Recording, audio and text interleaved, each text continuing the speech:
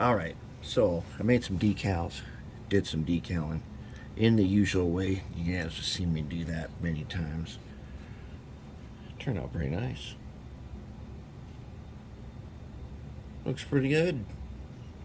I even made a cow face. Yep. Those decals look pretty good. Okay, so how did we do that? Well, let's just take a look over here at this screen right there. That is the interface for a Cricut Explore craft cutter. I think this actually works on all the Cricuts now. It's called Cricut Design Space. When you get a cutter, this is the program that comes with that you use. Now I laid these letters out in here and they are small. And what I really wanted was, because this is 1957, so I needed something kind of Art Deco. Every other railroad used railroad Roman, but Art Deco was a big deal. So that's what we used there. And then I had this cow face I made in. I took this picture somewhere, cut it out, and then when I transferred over to Cricut, it made me a little decal logo there. So now we're getting down to the part where we can do some detailing. I'm going to do one detail for you right now, but hey, all the handrails are on now, so look, it looks a little dirty. So in the decals, I put the white decal paper in the Cricut and I set it on paper +1.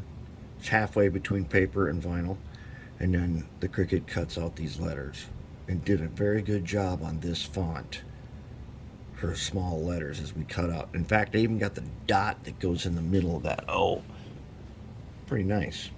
So I glossed it, then let that dry, and then I cut out the letters, and each letter had to be individually placed. That's no problem. What I did was I put them in the water, then I pulled them up onto the spatula, and then I just went ahead and put them on there. And then I have now put a matte finish on this.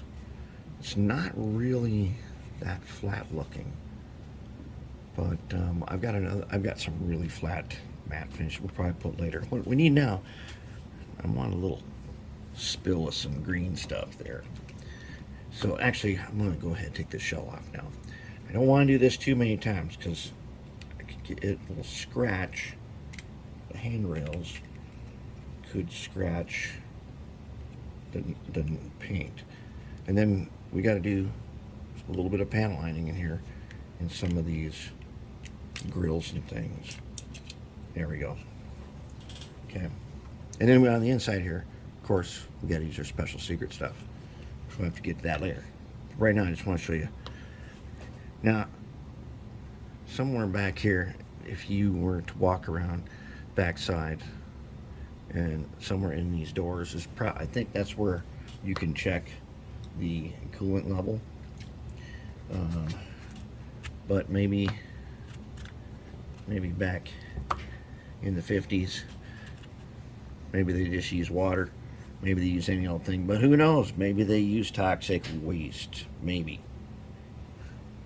And maybe there was an accident once, and that toxic waste got all over the floorboards right here.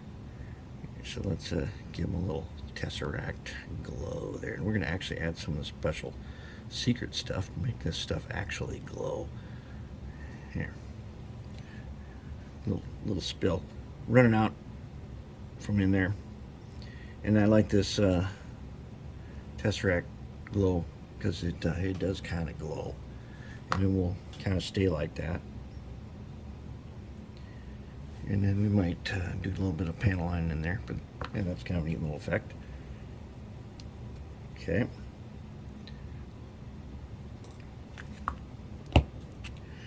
And then we'll go back and there's our handlebar right there for one. I'm going to put on down here the running boards that you stand on, and you hold on to this handle, and we'll make ourselves a cut lever for that too.